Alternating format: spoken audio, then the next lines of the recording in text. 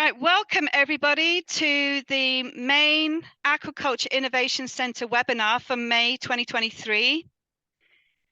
Today, your hosts and panelists are Sydney Avena, Maya Pelletier, and me, Annie Langston-Knoll from the Maine Aquaculture Innovation Centre.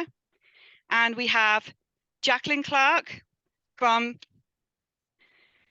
SoPo Seafood in Portland, a Northeaster Oyster Company, and Jacqueline's also the Briny Babe that you'll find on social media.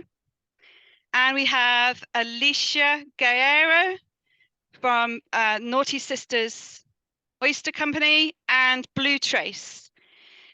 Before we kick off, I just want to make a couple of announcements. We've got a couple of save the dates for you. The first one is our webinar next month. That will be on June the 16th. Now, these webinars are held on the third Thursday of every month. And next month, it will be Hugh Copperthwaite from Coastal Enterprises, Inc. And he will be talking about scallop farming in Maine and doing some presentations on the recent trip that he made to Japan. The second save the date I have for you is Seaculture USA 2023, and that will be taking place at the Westin Hotel in Portland in September from the 6th and on the 6th and 7th of September. And last but not least is the Northeast Aquaculture Conference and Exposition, and joint with the Milford Aquaculture Seminar that will be on January 10th to 12th. 2024, so make sure you put that one in your calendar.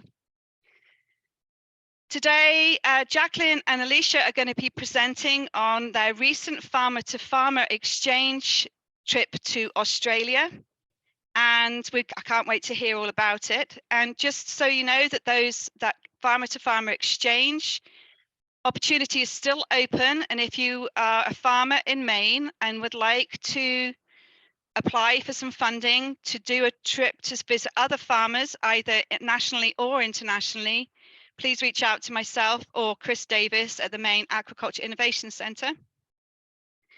We're going to listen to Jacqueline and Alicia's presentation, and then we will take questions at the end. And please use the Q&A function on the webinar to submit your questions. Okay, so thank you very much, Alicia and Jacqueline. Can't wait to hear all about it. Thank you. I'm just going to share my screen really quickly so we can get the presentation up.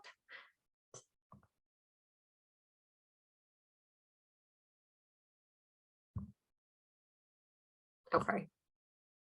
We good? We're good.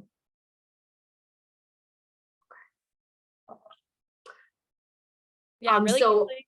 Oh, yeah, go ahead, Alicia, go. I'm just going to be like, thank you all for jumping on. We're excited to share about our trip. And yeah, go ahead, Jacqueline. Okay. So we are going to talk about a couple of different things today from our trip down to Australia. Alicia and I had the opportunity to go to two kind of main growing regions in Australia. We went to New South Wales and Tasmania.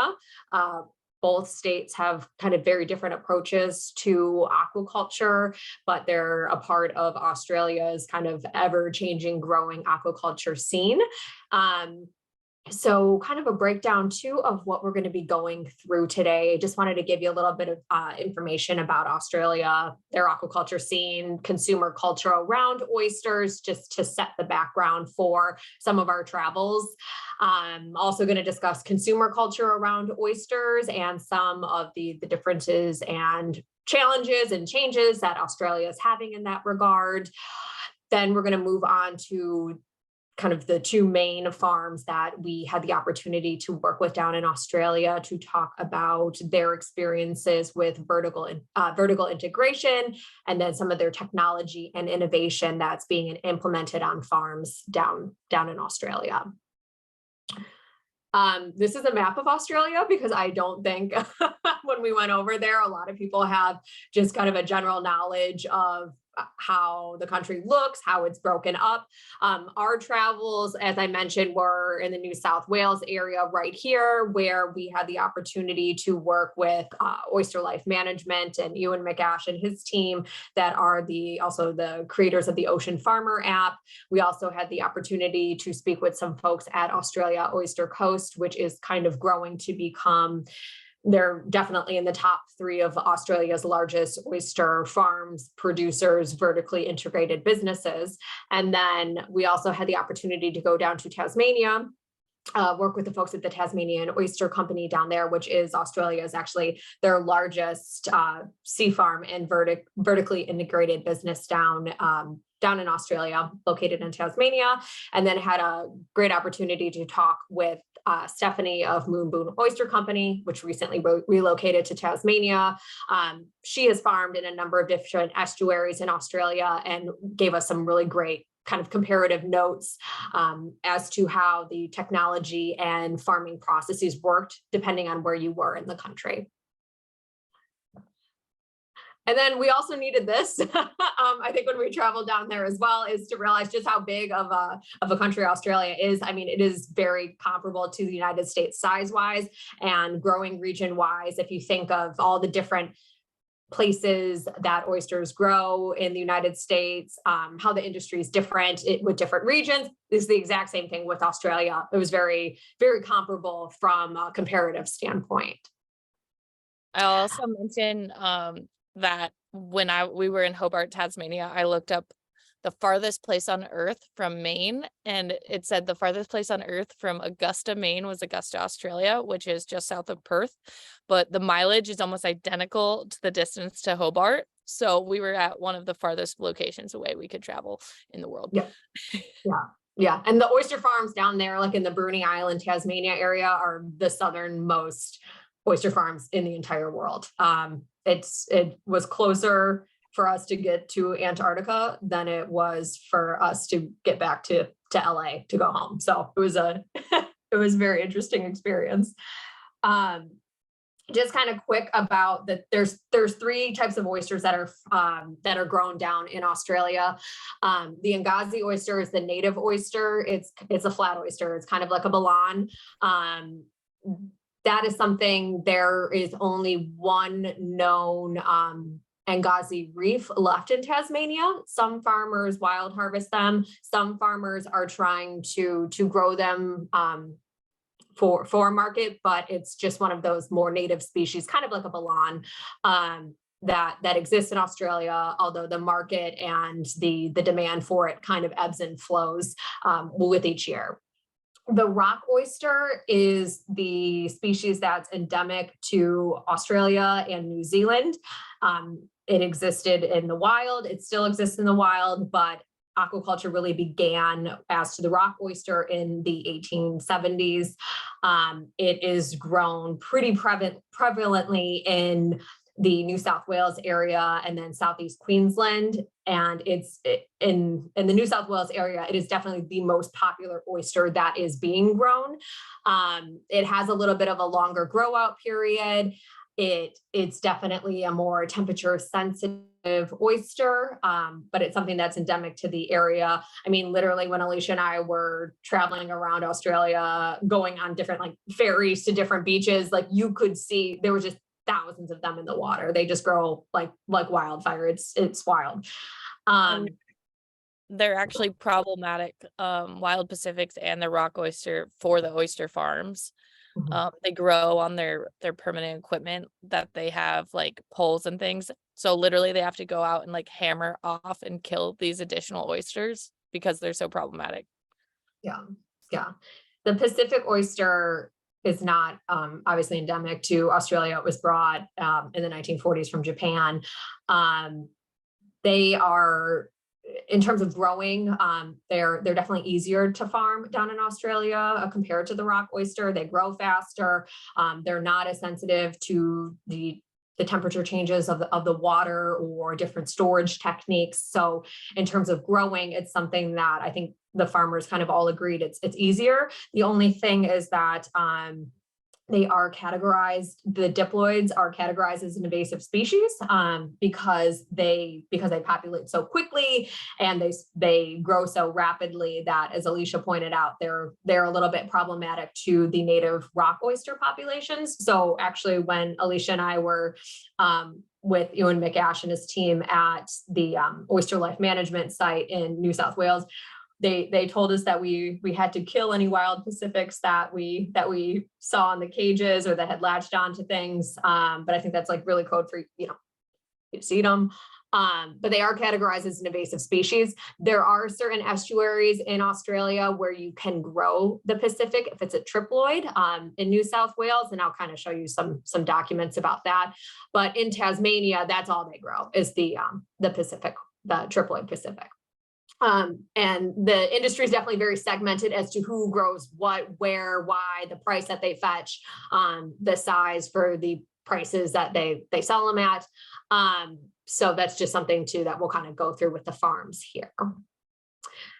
This is just a little comparative thing that we put together based on the data that's available from the oyster farming industries in New South Wales versus Tasmania versus what we have available here in Maine. So it just gives a little bit of a comparison just as you're sitting here watching this presentation, looking at what they have versus what they don't have. This might explain different things why.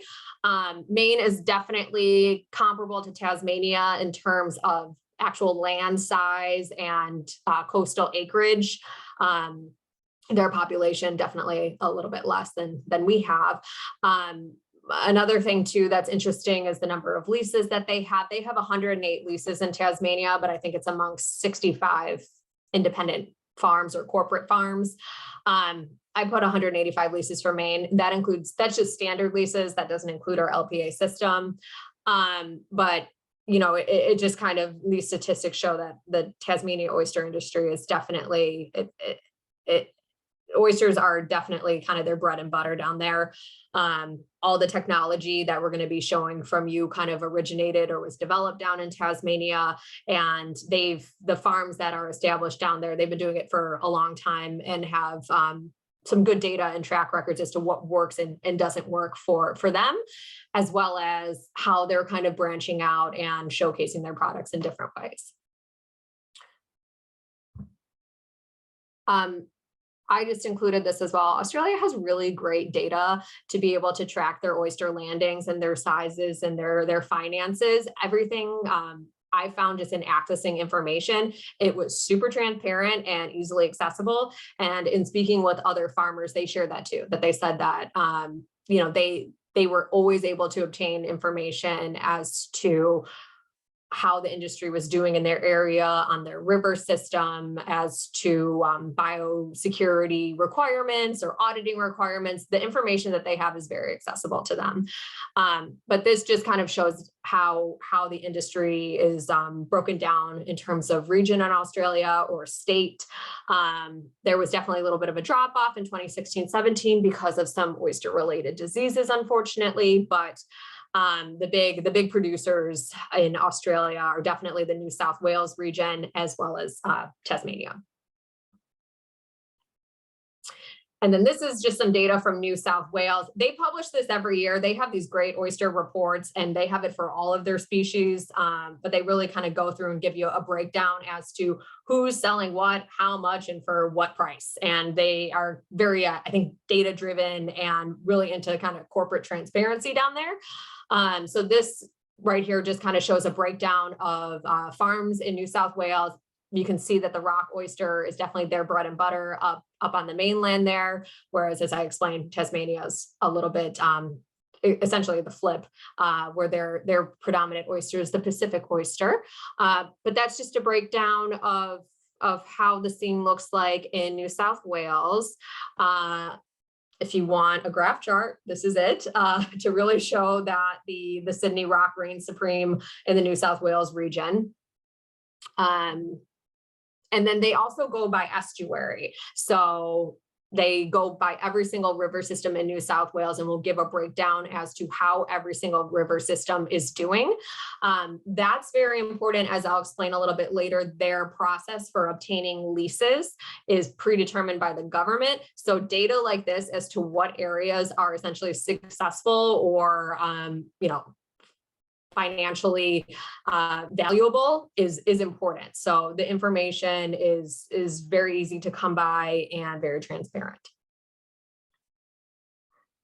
And then this is just a breakdown of in New South Wales, their the price that they get per dozen. So they don't sell oysters per piece, like I know that we do in Maine and some other states do. They usually sell them by the dozen. The top chart is Australian dollars, and then we converted it on over for US dollars and essentially what they're fetching for a price. Pacifics are about, you break it down here like $1 each, but the rocks that are a little bit easier to come by are a little bit on the cheaper side, but it's really, as it's been explained to Alicia and I, it's definitely a numbers game. It's a volume game. It's putting more oysters in the water to volume sell them on the market to wholesalers. This is just a breakdown of Tasmanian data. They have Oysters Tasmania, as I'll explain in a little bit, but it's kind of like their regulatory body and wholesaler. They are responsible for gathering all the data from the oyster farmers to have available to break down, to study. And then they're also kind of that regulatory body that serves as a liaison between the farmers and the government for any type of legislative changes, as well as different bodies of scientists or just like shellfish commissions, essentially, for biotox screenings and different issues that may plague the industry or things that need to be changed from like a health safety perspective.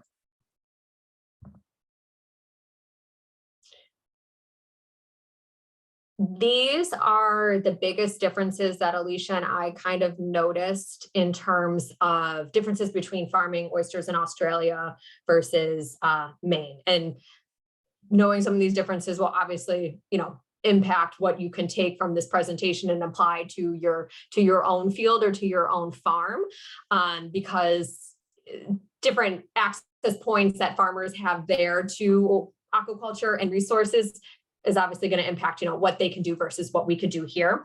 The biggest difference, as we'll explain kind of in other slides, is that the leases in Australia are predetermined by the Crown or the state.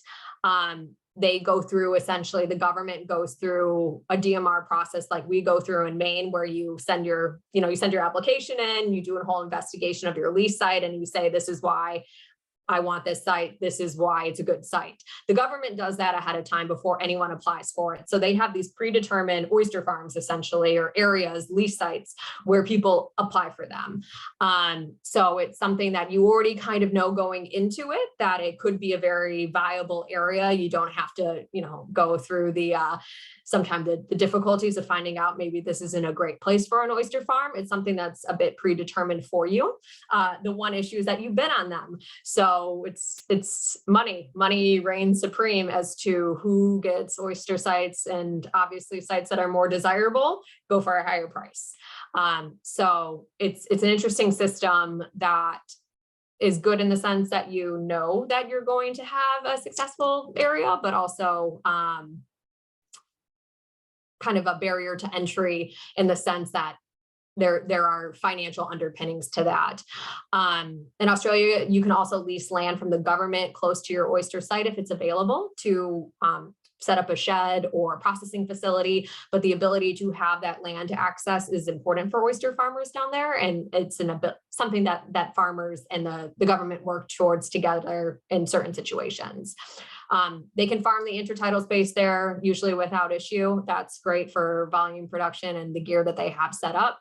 As I mentioned before, lots of regulatory guidance and transparency, and then lots of best practice industry standards to deal with biotoxin monitoring, any sort of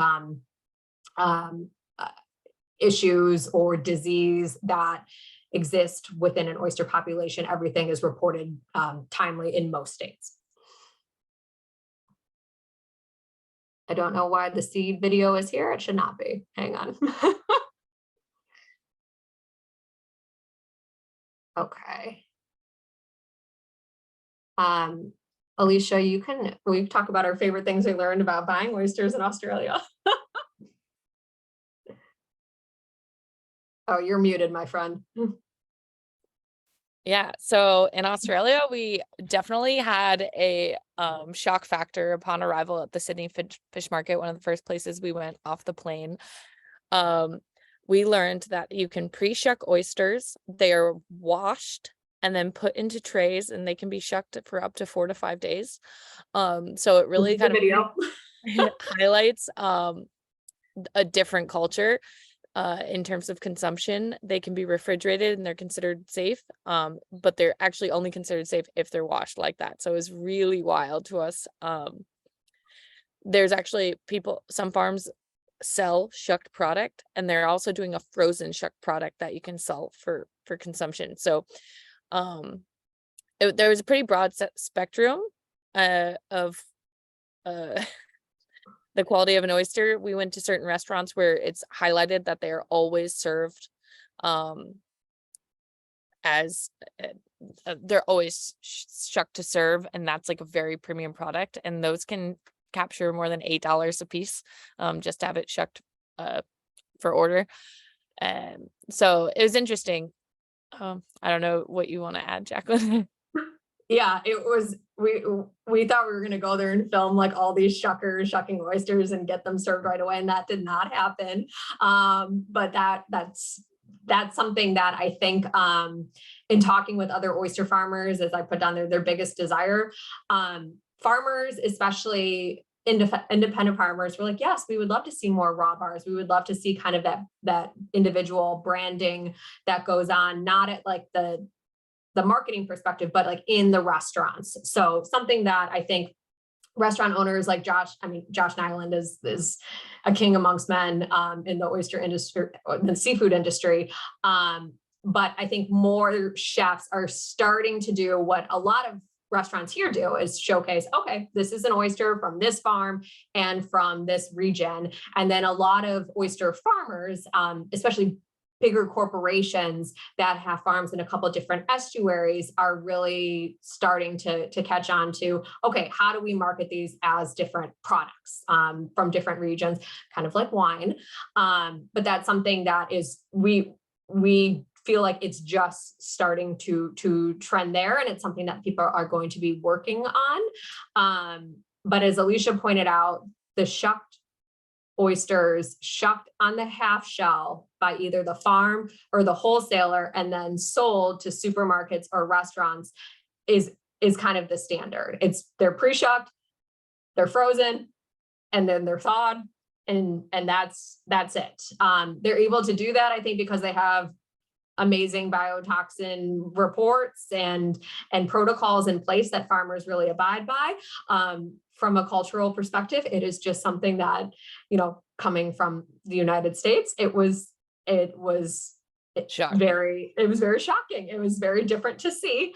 But that is how oysters are sold. They are sold like this photo or video, pre-dressed, shucked. Here they are. I'll add too that the frozen oysters are primarily a direct-to-consumer product, not direct to restaurant. So usually if they're pre-shucked, they're just raw the whole time. Yeah. It's that's just how they do it down there. And as we discussed too, there's different ways that farmers are working to market their products differently beyond just having frozen or shucked product. There are also a lot of farms, especially larger farms, because they are doing such high volume, is that they will set apart some of their oysters or parts of their farm that they call a signature or a reserve brand. So it's oysters that they touch more frequently. They're working on, appearance and taste and flavor, and they're separating that out as a more premium product that maybe is something that's going to get shucked live at a raw bar. I felt like a lot of farms are very, they love to participate in kind of food awards or showcases or their president's awards. So having like a premium product is something that a lot of farmers really take pride in, and separate it out as a different growing method with more attention, more focused on marketing and a higher price point, while at the same time having the ability to do large volumes of other products as well.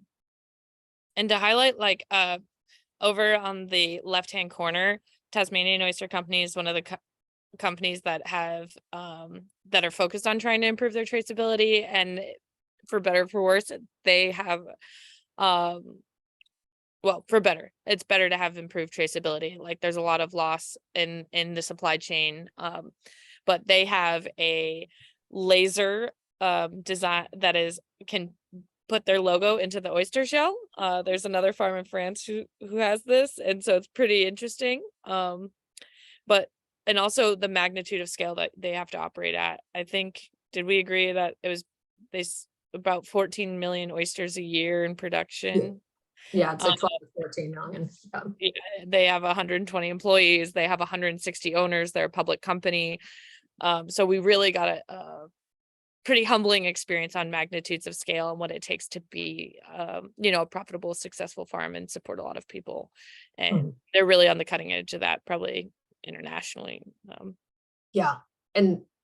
Well, their reputation was, you could tell they were very well respected in the oyster farming industry down in Australia, and people appreciated just their scale, but also I think they are very good at collaborating and opening their doors to people who wanted to learn. So they hosted Alicia and I, and gave the farm manager of a massive corporation took his whole afternoon just to go through everything that we had. And I think that, that speaks to the kind of business that they run. And it was echoed in the sentiments of other people that we spoke to as well about it. So they're definitely doing important things in terms of scale, but also I think their relationships with other people in the oyster industry, but also in government, science, regulation is very admirable as well. And then this is, Alicia kind of touched on different oyster products. We got to see the iterations from Tasmanian Oyster Company of their shucked oysters topped with, I think this was their Kilpatrick line, but that's what's sold in grocery stores in Australia, that you can get frozen topped oysters, just pop them in the oven and have an oyster roast yourself. I don't think it's something that every oyster farmer is doing. It's definitely something that obviously requires, the processing facility, the capital, the investment to create products like that. But that's different ways that I think different farms are starting to look towards, okay, how do we make oysters more accessible to everyday consumers who might not, we don't have the raw bars. We don't necessarily have the folks that are going to buy unshucked oysters to take them home and shuck. So these are different products that are being created down in the mainland and in Tasmania.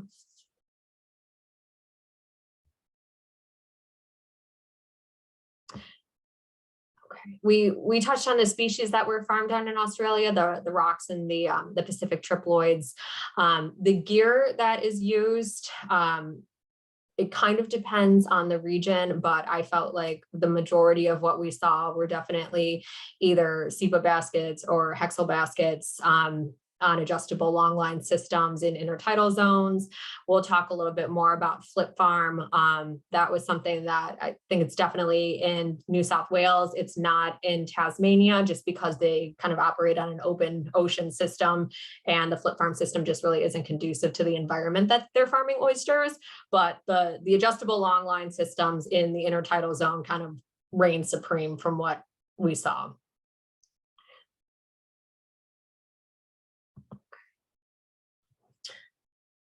As we chatted about, first farm we had the opportunity to go to was the Tasmanian Oyster Company farm in Tasmania.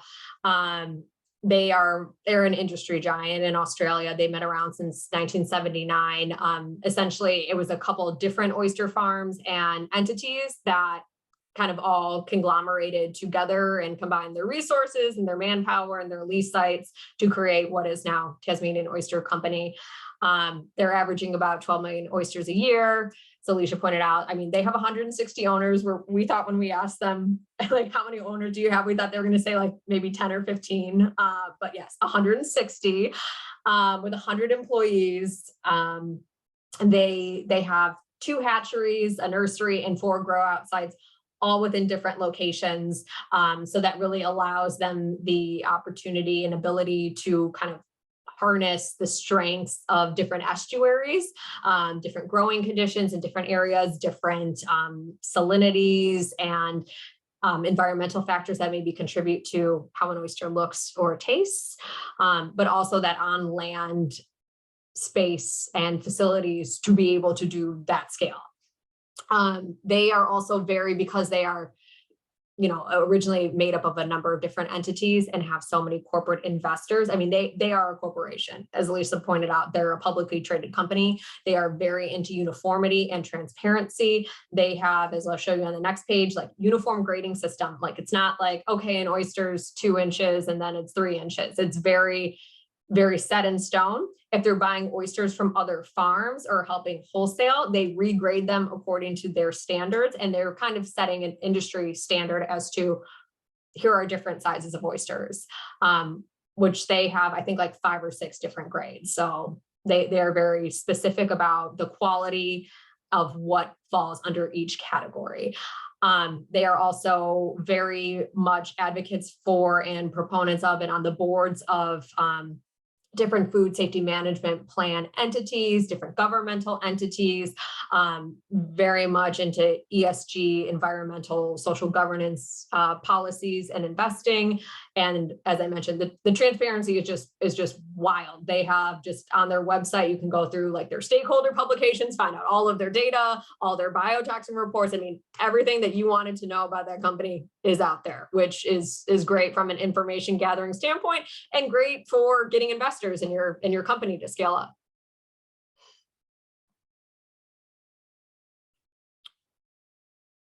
There are some photos of our day. We went to their Pittwater farm site, one of their 4 grow out sites. They kind of showed us different gear systems that they have, but they're pretty much just SEPA baskets on long lines, or these bags that they created that they can just either bow down out to or wade out to and handle. So, they're not going minutes or miles from their lease site. Everything is very accessible. That is the farm manager, Josh Polk, up there on the right-hand corner, showing off kind of like a double barrel grader that they have. But they keep all of their gear is very close to land in the water, and then everything on their land facility very close to one another to make it accessible for everyone that needs to work there.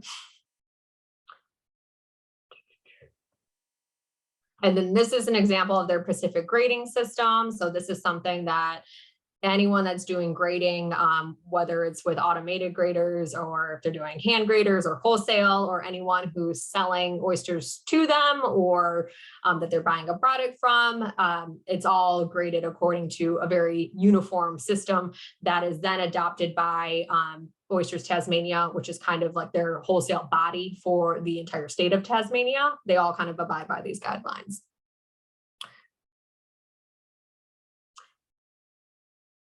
And then this is just, as Alicia and I kind of talked about, just some of the strengths and things that I think other farmers in Australia really looked to and sets Tasmanian Oyster Company apart as they kind of have gone to grow on to be kind of this industry giant, things that they've enacted to really help them scale up. And when they are originally comprised of so many different businesses, how they were able to conglomerate everything into one kind of uniform system that worked for them. And then Tasmania has this Oysters Tasmania, which I've mentioned a couple of times. New South Wales has it as well. I think Queensland has it too, but they really have these state agencies and regulatory bodies that are very much, they're kind of like a trade association, but they're also a wholesaler, where they are really supporting oyster farms and the aquaculture industries, and serving as that liaison to the government, to different seafood industry regulators, and also to consumers. And I think that, you know, from what we've seen, the communication exchange and the way that they're all very intertwined seems to be working very well for the Tasmanian oyster industry. They kind of assist with setting any type of biosecurity programs or maximizing opportunities for finance, finding investors, finding grants, working with the Crown maybe to release more land that could be bought or leased for oyster farm sites. So I think that organizations like that are very paramount to the support and success of farms in that region. Alicia, you want to talk about oyster life management? Yeah, so we had the fortune of getting to spend over a week with Oyster Life Management, which was really wonderful. They are a farm management company, so they actually sublease existing leases from other farmers. This is allowed there. And so they manage 30 hectares. They're doing around 6 million oysters. They're operating in a number of different types of equipment. So they're using what they call pillow bag, but basically what's comparable to our floating bags, but on a fixed line system. That's really traditional in that area. And then they're also using the flip farm, which is something for us that was really interesting. We wanted to see it, how it's being managed, how it's being installed, what kind of areas that it's being successful. The first flip farm of Butterfield shellfish has brought into North America is right next to me. So I was really intrigued and curious about, you know, how can we do this and how can we do it better and how can we have more perspective? So Oyster Life Management is comprised of 6 owners. So again, like a bigger company. It was their staff was really wonderful. They're very committed to innovation and efficiency and improving the experience for their employees and the quality of their product. So one of the things that really caught Jacqueline and I off guard was the day one we arrived. They brought us in a little late. We'd gotten in late in the evening the night before, and we got there just in time for what they call every day as tea time, where everybody takes a 20-minute break, and we sat down and had tea. It was very calm. As an employer, they provide everybody lunch. So they provide food. So there's just really like significant cultural differences in terms of like, you know, I think that when we work on the water, we work really hard. We take very few breaks. You know, you work until the work's done. And it was really valuable to them that their employees feel valued and that they get the breaks that they need. But on our first day at the end, they were like, we thought that here we've got our friends who were joking. They're like, we thought, and they're like, oh, we don't know what we would have done without you. I'm sorry. It was such a hard, long day. It was the equipment that they have allowed us to have one of the easiest days I've ever experienced working on a farm. We bought bibs for no reason. Like we didn't need bibs. We didn't need, I did not like feel like I lifted thousands of pounds. Felt like I could go live my life after. Yeah, some of the automation that they had included what's called an SED grader. Is this going to come up later? Yeah, I have the video. The SED grader, which takes a photo of each oyster and then sorts it by size and pushes air out. It laser counts the number of oysters getting put into a bag, and it can determine if there's dead shell in there and spit it out the end, or it may not even make it into the grater itself. They have these double barrel graders that are rated to do 30,000 oysters an hour. And then, so it was just a really impressive operation, but much more comparable to scale in Maine. And so it demonstrated that you can make these big investments in automation, still employ people, and be profitable at a smaller scale. Yeah. Okay, here I'll get to. This is, so this is the flip farm video, just of it being emptied. So Alicia can give us a voiceover. Yeah. So the flip farm, for those who are not familiar, is a hexel basket with an axle attached. You run it along your boat with this shuttle. There are 3 different types of shuttles used. One is the flipper.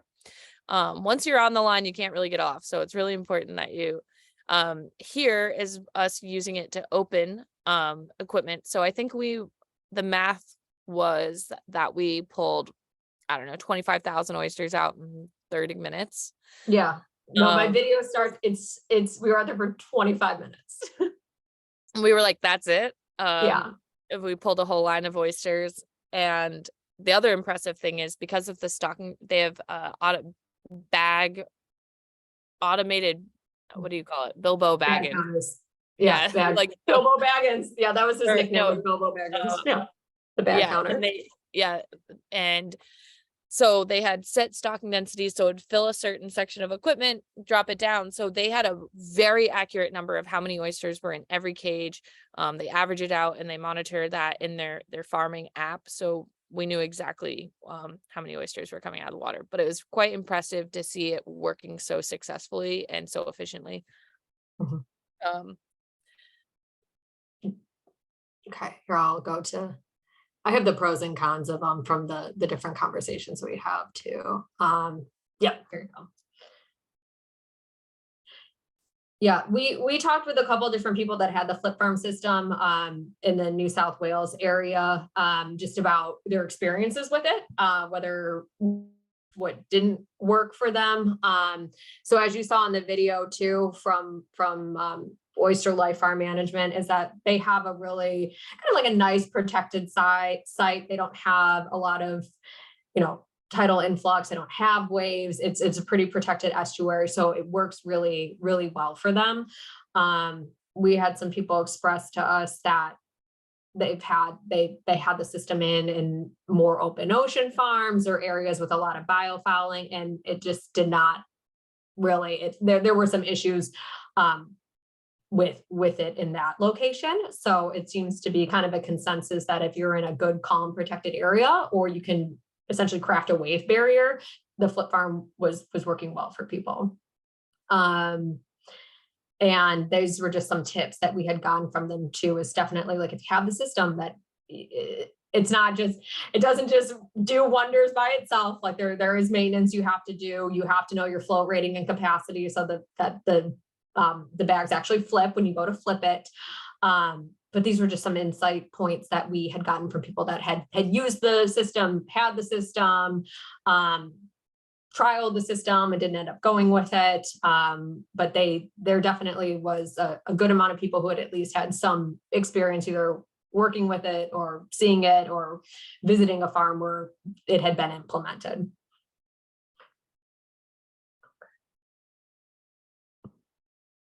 All right. Alicia, you want to talk about seed grader? Yeah, so this SED grader is a leading piece of technology. It's a really big investment. I think they said, it's about $150,000 piece of equipment. It's not something you easily I have the volume on. And so they were able to sort about 100 oysters a minute with this grader. And you can see how there's like 1 to 2 people that are hand sorting any dead oysters. And they'll also do a count where they were pulling out hand premiums, and the laser will print it or track it.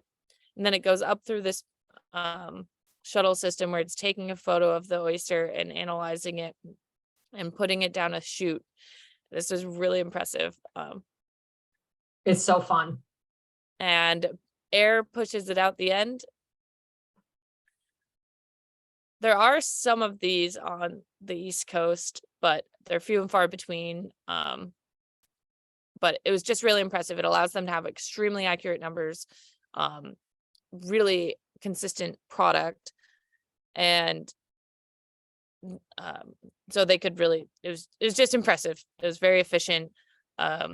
There is some farm specific financing, so they were able to get a loan for this at about a 2% rate, but it is difficult. They have similar challenges with financing as we do, which is part of what Ocean Farmer and Farmer Finance are kind of trying to help bring some relief to.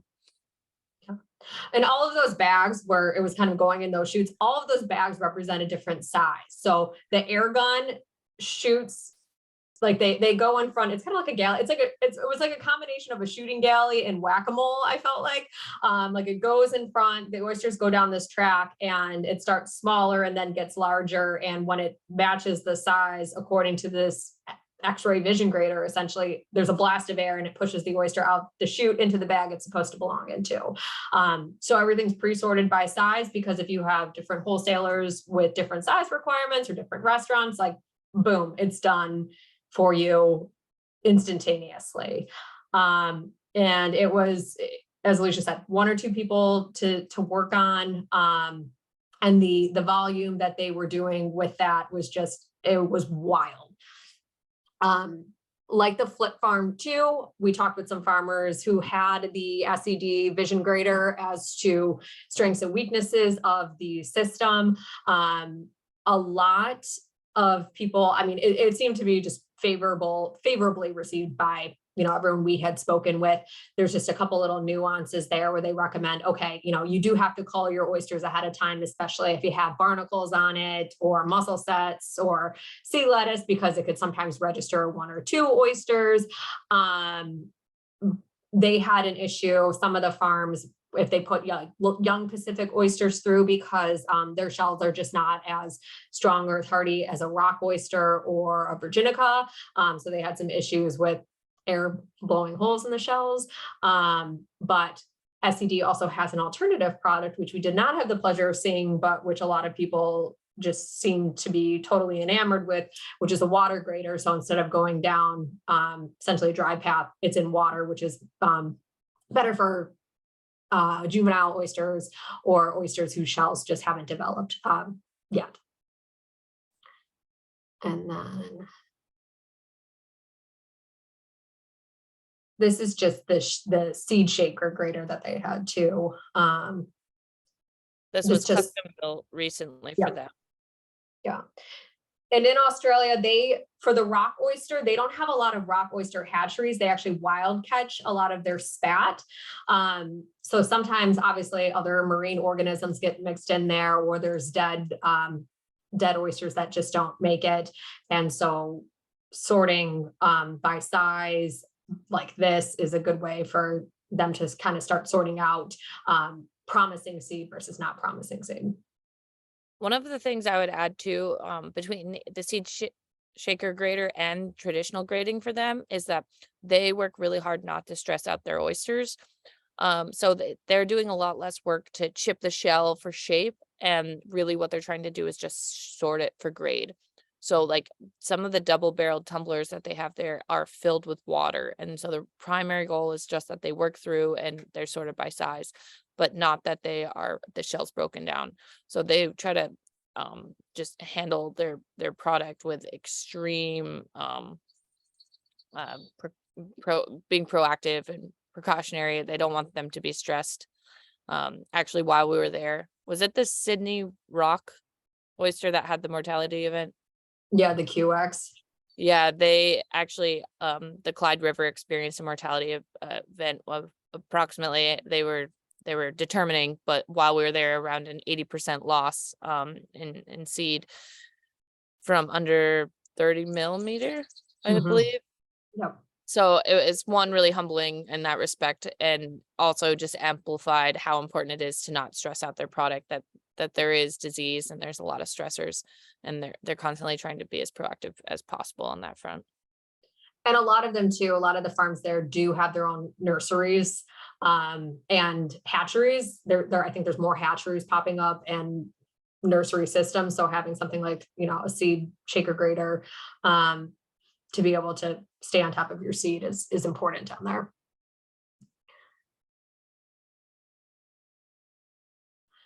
This was just, I asked a couple of farmers just, you know, what they thought of the technology as a whole that we had the opportunity to work with and how prevalent it was there.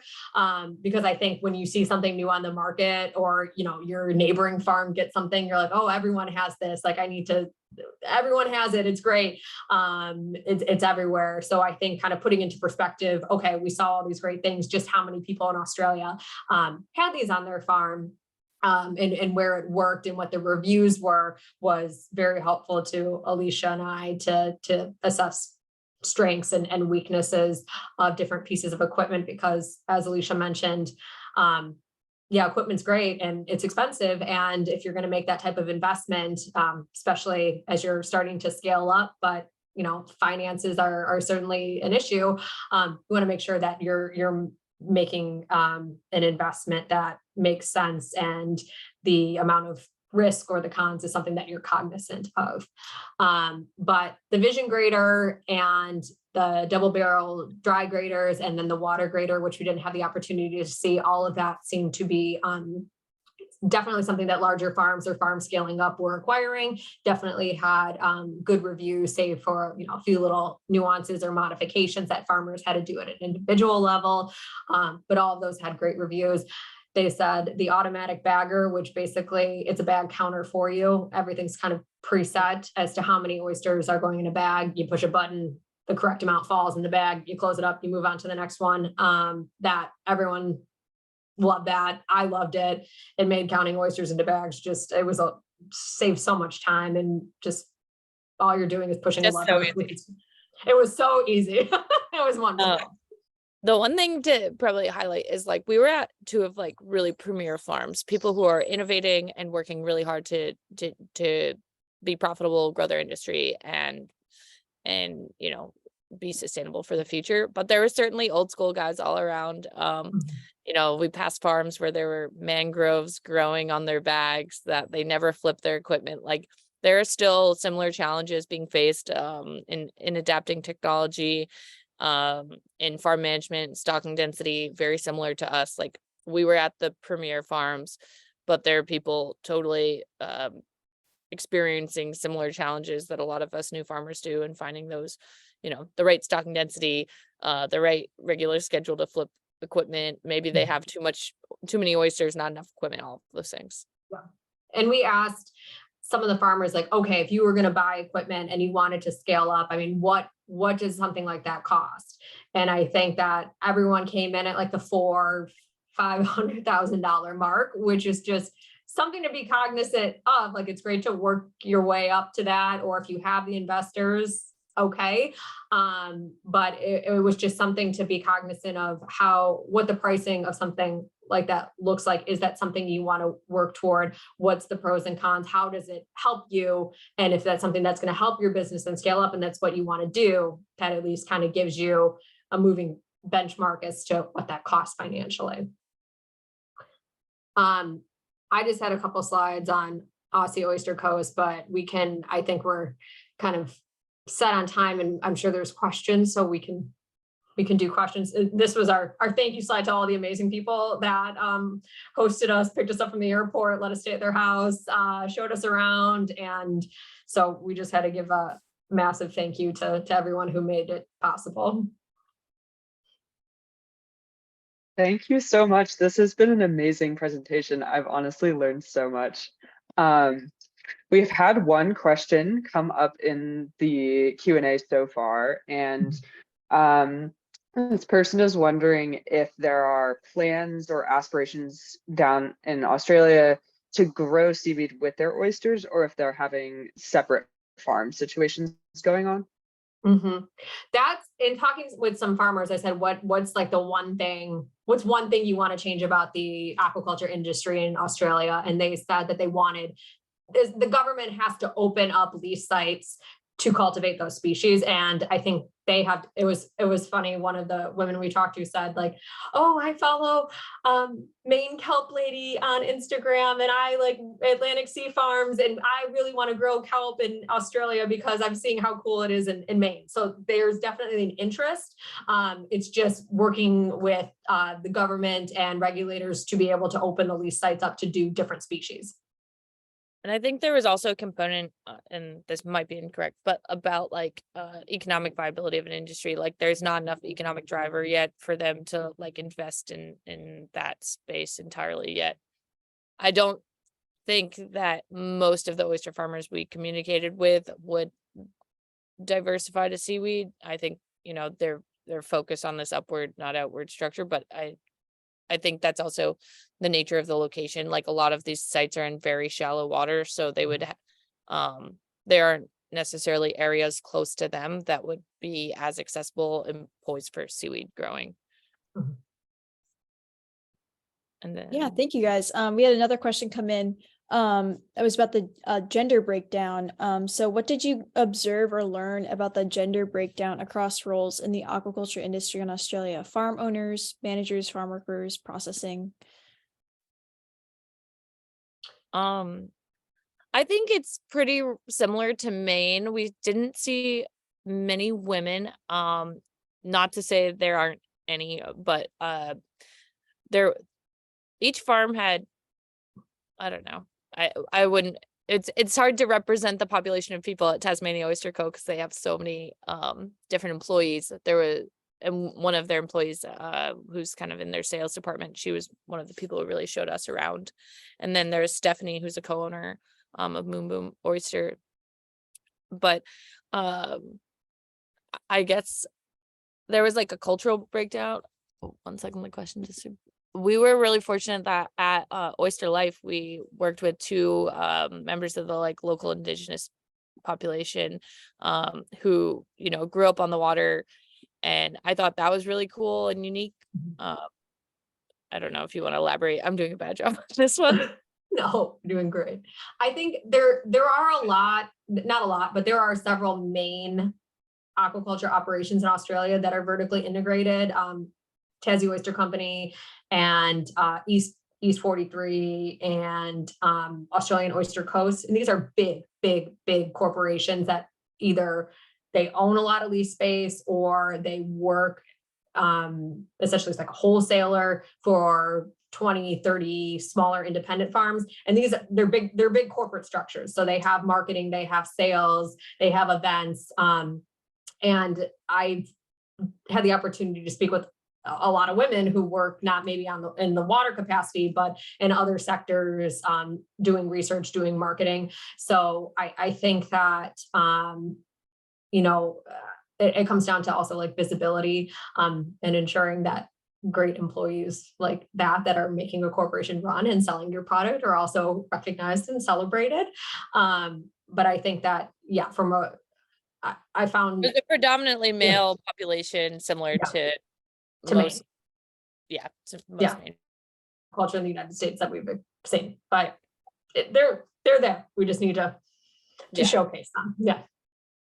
And then and then we have one last question that we'll ask since we're running short on time, but we have a person who's wondering about oyster grow cages. So they noticed that they're not listed on the equipment page and they wanted to know if you can elaborate on why you don't think they're as popular as other forms of grow out equipment in Australia. So oyster grow cages are really excellent form of equipment. I use them on my farm. I think Jacqueline intends to use them on her farm. But a lot of the farms are in these intertidal areas and they find really high efficiency in their floating bag and fixed line systems. So they're just operating in different area than we are, and they also don't need to sink in the winter. So I think that's a portion of it, is that they aren't sinking their equipment and having to worry about ice as much. But I think that I'll let Jacqueline answer this too. Yeah, and well, they work the intertidal areas. It's kind of their bread and butter. And I mean, brands like SoPo and Hexel are originated in Australia, Tasmania. So it's just the gear that I think that's been there and is tried and true. And a lot of some of the larger farms that we've spoken with or had the opportunity to be a part of, they've been in existence for 40, 50 years, and they have a system that works, and that's what they're sticking with. I think that we didn't have the opportunity to see oyster grow cages when we were in Australia. And I think the farm manager at Oyster Life was like fascinated when we were showing pictures as to what they look like, and like, oh, there's 6 bags. Very interesting. So it's just, I think that's a big part of it. Like for us, the oyster grow cage, they're out of a Canadian company off the East Coast. So that's part of why we see them more prevalently here. We have similar waters, but I think Jacqueline's really correct in that this is the equipment they've developed on that side of the world. So it's just much more common. Yeah. I see and one more. Go ahead. Cool. I was going to say, if I could walk out to my leaf site and touch one SoPo basket as opposed to like hauling a 6-bag oyster grow cage for me, like, yes, that would be fantastic. Yeah, thanks guys. So we have one more quick question, and then we'll call it for today. Don't want to run too far over.